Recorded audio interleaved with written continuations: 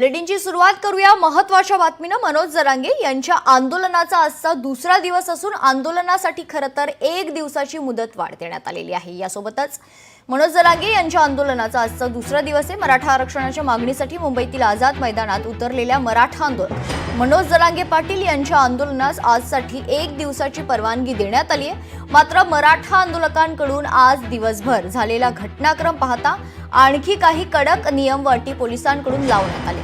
त्यातच जरांगे पाटील यांच्या आंदोलनाच्या परवानगीबाबत मुंबई पोलीस दलातील वरिष्ठ पातळीवरील अधिकाऱ्यांनी चर्चा करून 1 दिवसाच्या मुदतवाढीचा निर्णय घेतला।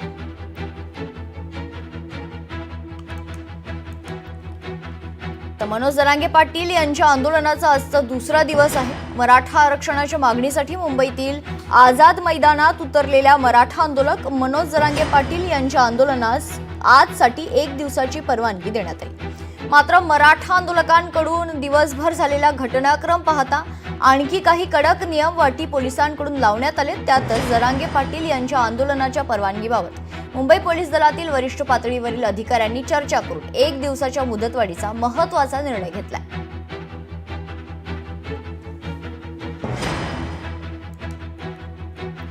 मनोज जरांगे पाटील यांच्या आंदोलनाचा आजचा दुसरा दिवस असून मराठा आरक्षणाच्या मागणीसाठी मुंबईतील आझाद मैदानात उतरलेल्या मराठा आंदोलक मनोज जरांगे पाटील यांच्या आंदोलनास 1 दिवसाची परवानगी देण्यात आली आहे।